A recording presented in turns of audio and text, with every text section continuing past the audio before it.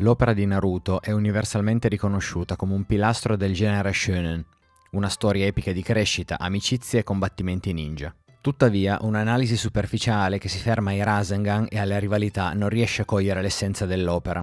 Naruto non è semplicemente una storia di ninja, è un complesso testo spirituale moderno, un'epica che intreccia abilmente shintoismo, buddismo, taoismo, induismo e una profonda psicologia del trauma. Per comprendere appieno l'universo creato da Masashi Kishimoto è necessario andare oltre il concetto base di chakra ed esaminare l'impalcatura filosofica ed esoterica che sorregge ogni conflitto, ogni tecnica e ogni ideologia. Questa analisi si propone di dissezionare l'intera opera, dalla prima parte fino alla conclusione di Shippuden, per svelare i temi spirituali ed esoterici che ne costituiscono il vero cuore. Questo è un viaggio che ci porterà dalle pratiche mistiche del Giappone feudale ai regni cosmologici del buddismo, per scoprire come una storia su un ragazzo biondo che sogna di diventare Hokage sia in realtà una profonda meditazione sulla natura della sofferenza, del destino e dell'illuminazione. Prima di poter analizzare le filosofie complesse, è essenziale comprendere l'hardware spirituale su cui si basa il modello di Naruto. Questi non sono semplici sistemi magici, ma concetti radicati in millenarie tradizioni spirituali orientali. Il concetto fondamentale del chakra viene introdotto come l'energia necessaria per eseguire le tecniche ninja. Tuttavia, non si tratta di magia nel senso occidentale del termine. Il chakra è un sincretismo diretto di concetti di forza vitale preesistenti nelle religioni e nelle filosofie orientali. È l'equivalente diretto del prana nelle tradizioni indù e yogiche, del chi nel taoismo e della medicina cinese e del ki nella sua interpretazione giapponese. Queste sono tutte concettualizzazioni dell'energia vitale che scorre attraverso gli esseri viventi, collegando il corpo fisico, la mente e lo spirito. L'anime stesso definisce il chakra come una fusione di energia fisica dal corpo ed energia spirituale dalla mente. Questo è fondamentale. Le pratiche del mondo reale, volte ad aumentare o controllare il proprio prana o chi, come la meditazione, le arti marziali, la disciplina sessuale e una dieta controllata, sono le stesse pratiche che i ninja di Naruto utilizzano per affinare il loro chakra. Ciò stabilisce fin dall'inizio che il potere del mondo di Naruto non è arcano, ma spirituale e fisiologico. Finire il chakra non è come finire i punti magia, è un esaurimento vitale e spirituale che rende i combattenti non semplici scontri di poteri, ma duelli di volontà spirituale e resistenza vitale. L'elemento visivo più iconico di Naruto è l'uso dei sigilli delle mani, mudra, per lanciare i jutsu. Questi gesti rapidi e coreografici sono molto più di un espediente stilistico, hanno radici profonde nel ritualismo esoterico. I sigilli derivano da due pratiche reali. I mudra, nelle pratiche buddiste e yogiche, sono posizioni simboliche delle mani usate per focalizzare la mente, incanalare l'energia e facilitare la meditazione. Sono gesti che hanno un significato spirituale intrinseco. I Kujin e i Kujikiri, questa è l'influenza più diretta. I Kujin, 9 sigilli sillabici, è una pratica esoterica del misticismo giapponese. Consiste in 9 sigilli delle mani che, combinati con dei mantra, vengono utilizzati per ottenere potere spirituale, protezione, scacciare il male e ottenere il controllo sulle forze dell'universo. La combinazione di questi elementi trasforma la natura stessa di un jutsu. Non è un incantesimo, è un rito esoterico. L'utilizzatore, cioè il ninja, prima focalizza la mente e modella l'energia attraverso i mudra, poi invoca un principio universale attraverso il Kujin, i sigilli stessi, e infine manifesta quel principio usando la propria forza vitale, il chakra. Questo rivela un livello di profondità rituale che la maggior parte degli spettatori, abituati ai sistemi magici più semplici, tende a ignorare. Mentre lo Sharingan, che analizzeremo a breve, è legato alle emozioni e al trauma, il Byakugan del clan Hyuga rappresenta un diverso tipo di visione spirituale. È un occhio puro legato a un concetto di nobiltà e discendenza divina che lo collega direttamente agli Otsutsuki. I suoi poteri sono di natura diagnostica e spirituale, come la visione a 360 gradi e i raggi X, che sarebbe la capacità di vedere attraverso la materia e quasi tutte le direzioni, la visione del chakra, che a differenza dello Sharingan, che vede il flusso del chakra in termini di colore ed emozione, il Byakugan vede l'intero sistema di circolazione del chakra, simile a dei meridiani della medicina cinese. Il Byakugan è l'unico in grado di vedere i Tenketsu, i punti di pressione e i cancelli del chakra. Questa abilità rende il Byakugan uno strumento di analisi spirituale e fisiologica. Non è corrotto dal trauma, è un occhio di pura percezione. La sua evoluzione, il Tenseigan, letteralmente occhio della reincarnazione, si risveglia combinando il chakra dei discendenti di Hamura, Hyuga e Otsutsuki, questo occhio concede poteri simili a quelli del Rinnegan, come il controllo delle forze attrattive e repulsive, legando la discendenza pura del Byakugan a un potere di tipo celeste e divino, in contrapposizione a quello più terreno ed emotivo dello Sharingan.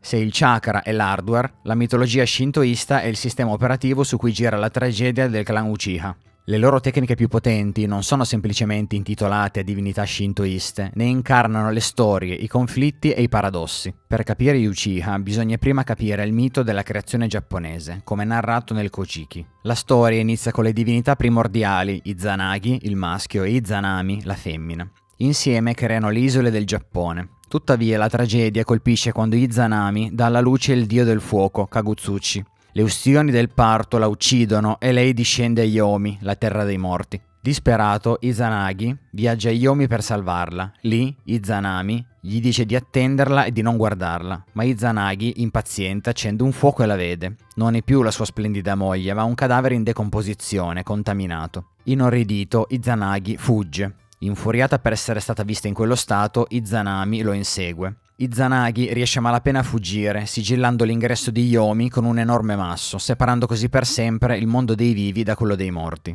Sentendosi impuro e contaminato, Kegare, dal contatto con la morte, Izanagi esegue un rituale di purificazione, Misogi, lavandosi in un fiume. È da questo atto di purificazione che nascono le tre divinità più importanti. Amaterasu, la dea del sole, nata dal suo occhio sinistro; Tsukuyomi, dio della luna, nato dal suo occhio destro; Susanoo, dio delle tempeste e dei mari, nato dal suo naso. Questa storia di creazione, morte, contaminazione, purificazione e separazione è il modello esatto per la filosofia e i poteri del Mangekyo Sharingan. Le tre tecniche principali del Mangekyo Sharingan di Itachi Uchiha e poi di Sasuke prendono il nome da questi tre nobili fanciulli. Amaterasu, il paradosso delle fiamme nere. Nel mito, Amaterasu è la divinità suprema, la dea del sole, della luce, della purezza e della vita. È una dea buona. Nel jutsu, l'Amaterasu è una tecnica di fuoco distruttivo. Fiamme nere instinguibili che consumano ogni cosa. Questo è un paradosso evidente. Perché associare la dea della luce solare e fiamme nere distruttive? È una sovversione intenzionale.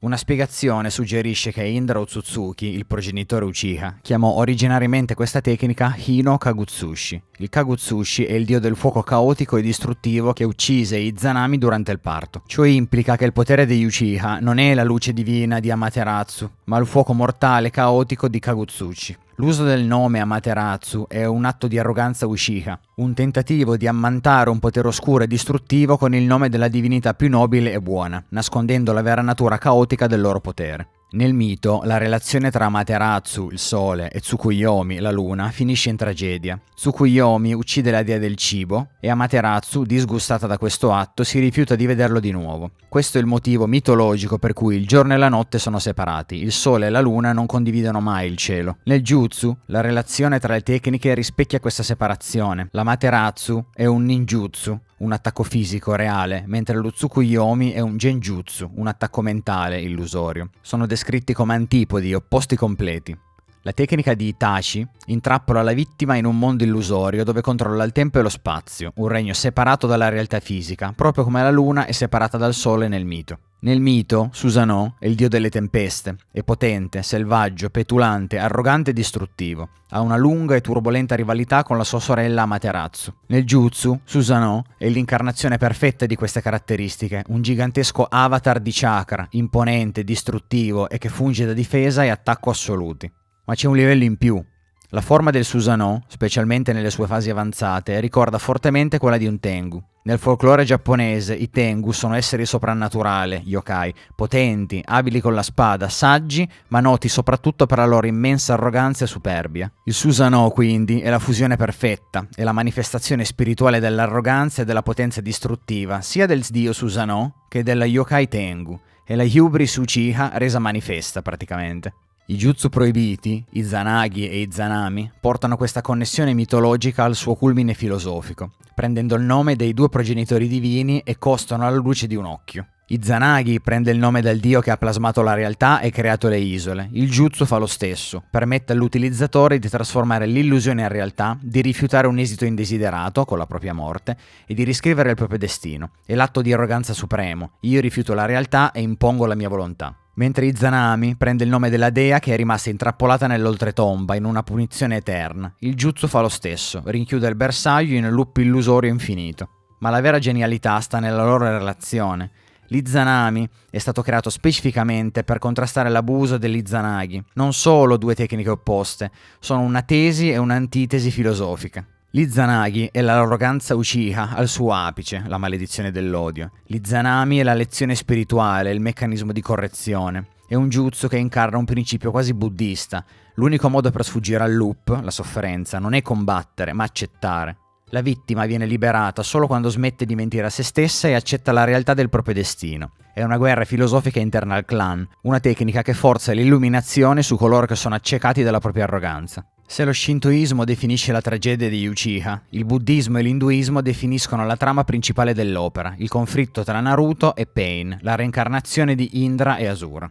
L'antagonista Pain, Nagato, introduce il tema centrale di Shippuden, il ciclo dell'odio. La sua filosofia è radicata nel suo trauma. La violenza genera solo altra violenza, l'odio genera solo altro odio, in una catena infinita di vendetta. La sua filosofia si basa su un'intuizione tragica. Gli esseri umani non potranno mai capirsi veramente finché non condivideranno lo stesso dolore. Il suo piano è creare un'arma bijou così potente da infliggere un dolore indicibile al mondo, costringendolo a una pace basata sul trauma condiviso e sulla paura di quel dolore. Questo ciclo dell'odio non è un'invenzione narrativa, è una traduzione diretta e potente del samsara, il concetto fondamentale del buddismo e dell'induismo.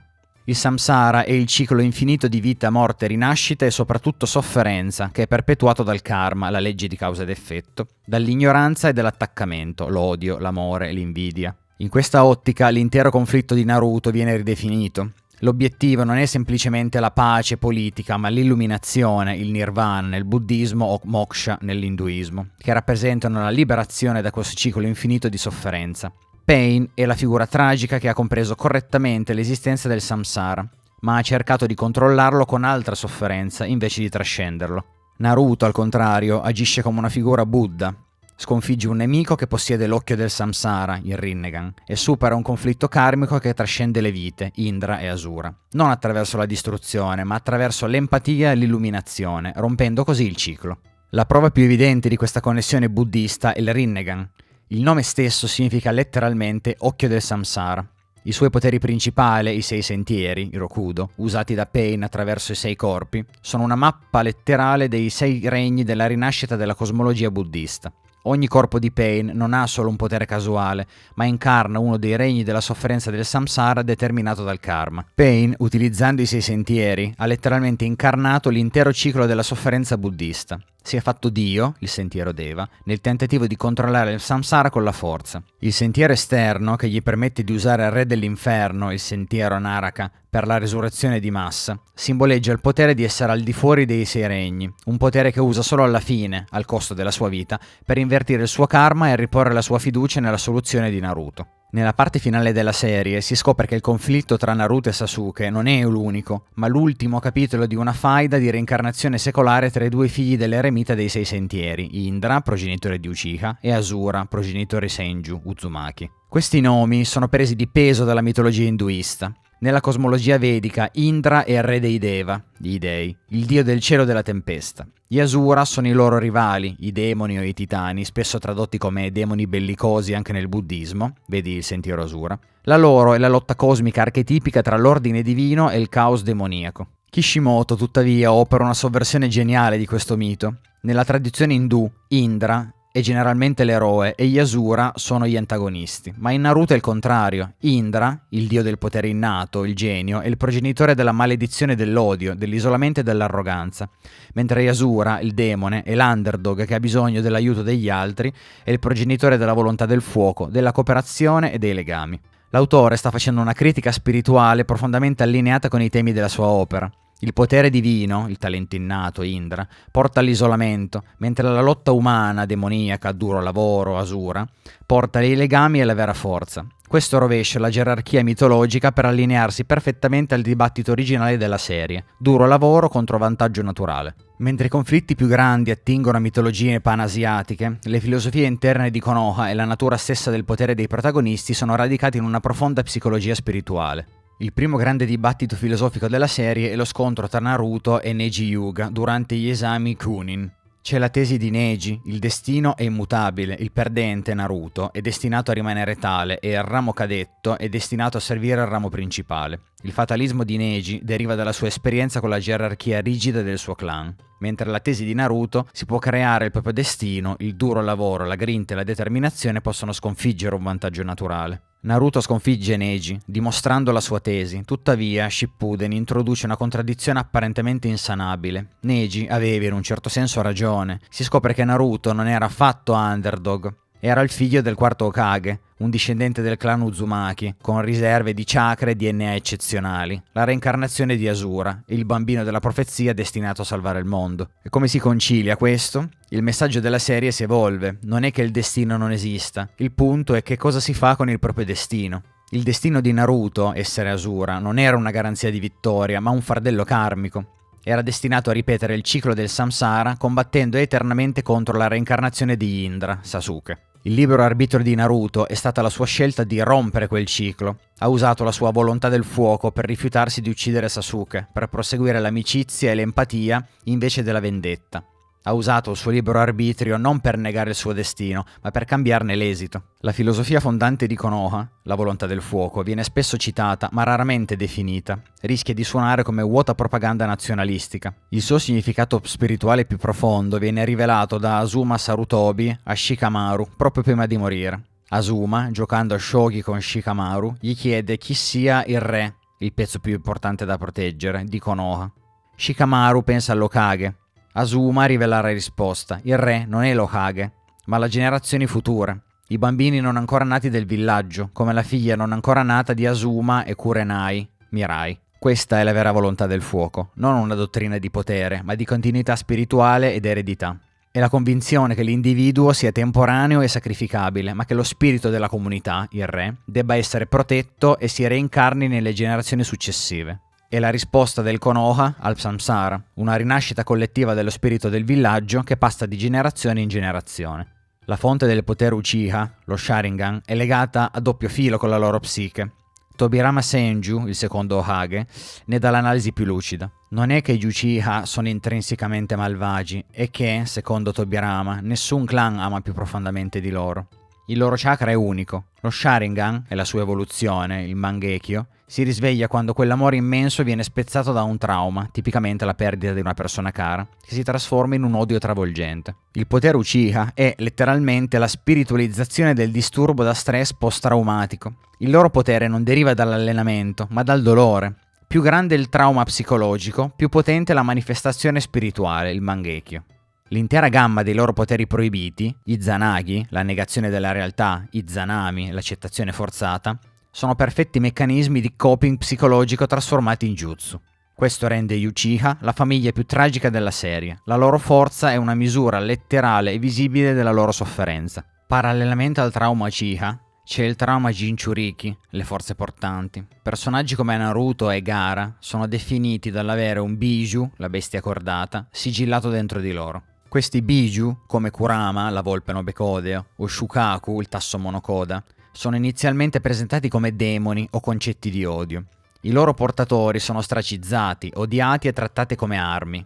Gaara rappresenta il fallimento di questo sistema. Trattato come un'arma da suo padre, diventa un sociopatico che prova emozioni solo uccidendo. Naruto, pur soffrendo un isolamento simile, riesce a mantenere la sua empatia però. Il Biju è una metafora perfetta per l'ombra di Carl Jung, quella parte della nostra psiche che rifiutiamo, che consideriamo mostruosa, primitiva e odiosa, ma che contiene un'immensa energia e potere. Il viaggio spirituale del Jinchuriki non è l'esorcismo, sconfiggere o espellere il demone, ma l'integrazione. Gaara è consumato dalla sua ombra finché Naruto, capendo la sua stessa solitudine, non lo raggiunge empaticamente. Naruto stesso raggiunge il suo pieno potenziale solo quando smette di combattere Kurama e ci fa amicizia, integrando il demone come parte di sé. È un profondo processo psicologico e spirituale di autoaccettazione. Infine, esiste una fonte di potere completamente diversa, la modalità eremitica, Sennin Mod. Sennin è un termine giapponese per un saggio eremita, spesso di montagna, che ha raggiunto l'illuminazione, simile a un rishi indù. Questo potere è filosoficamente distinto dagli altri. Non proviene dall'interno come il chakra normale, né dal trauma Uchiha, né dal conflitto interno. Proviene dall'esterno. Richiede all'utilizzatore di raccogliere e bilanciare l'energia naturale dell'universo con la propria energia fisica e spirituale. È un'impresa incredibilmente difficile. Jiraiya è un saggio imperfetto, non riesce a bilanciare perfettamente l'energia naturale e assume tratti animaleschi, il rospo. Naruto, al contrario, riesce a raggiungere un equilibrio perfetto, diventando un saggio perfetto. Questo è il culmine filosofico del viaggio spirituale in Naruto. È un concetto puramente taoista e shintoista. La vera forza non deriva dal controllo del trauma o dal conflitto, ma dall'armonia e dall'allineamento col flusso naturale dell'universo. Significativamente, Naruto deve padroneggiare questa armonia esterna, la modalità eremitica, prima di poter finalmente raggiungere l'armonia interna, integrare Kurama. La lezione è chiara: l'armonia con il mondo è il prerequisito per raggiungere l'armonia con se stessi. In conclusione, un'analisi dell'intera opera di Naruto rivela un arazzo di una complessità spirituale sbalorditiva.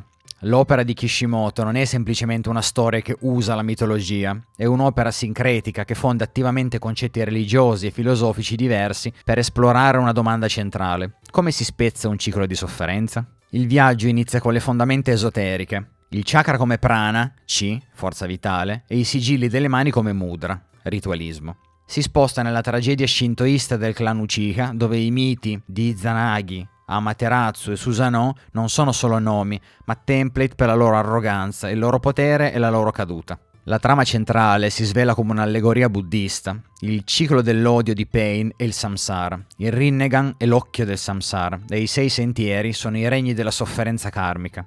Il conflitto generazionale è un dramma induista che sovverte il mito di Indra, il genio arrogante, e Asura, l'underdog collaborativo. Infine, la serie risolve questi conflitti attraverso una psicologia spirituale. La maledizione dell'odio di Uchiha è il trauma reso potere. I Biju sono l'ombra junghiana che deve essere integrata, non distrutta. La risposta finale che Naruto offre non è un jutsu, ma un processo. Non è il potere divino del Rinnegan a salvare il mondo, ma l'illuminazione taoista-shintoista della modalità eremitica. La pace non si ottiene imponendo il dolore, la tesi di Pain, ma attraverso l'empatia e la comprensione, la tesi del Buddha. Naruto non vince diventando un dio, vince diventando un saggio, Sennin, un essere illuminato che ha finalmente raggiunto l'armonia con l'universo e, cosa ancora più difficile, con se stesso. Infine, spesso etichettiamo queste opere come semplici cartoni animati, passatempi per ragazzini, ma Naruto è l'ennesima prova schiacciante di come i grandi segreti della vita vengano nascosti proprio lì, in bella vista. È evidente che chi ha creato questo mondo non aveva solo una grande fantasia. Chi ha scritto Naruto possedeva delle conoscenze superiori. Kishimoto non ha solo raccontato una storia di ninja, ha preso le verità millenarie dello spirito, della morte e della rinascita e le ha codificate in un linguaggio moderno, accessibile a tutti. Ha trasformato la saggezza esoterica in cultura pop. Questo ci insegna una cosa fondamentale. I maestri e gli insegnamenti non si trovano solo nei vecchi libri polverosi o nei templi inaccessibili. A volte la chiave per comprendere l'universo ci viene consegnata in un fumetto da leggere in metropolitana. Bisogna solo avere gli occhi per vedere, o meglio, per attivare il proprio dojutsu e guardare oltre il velo della finzione. Aprite gli occhi e alla prossima puntata.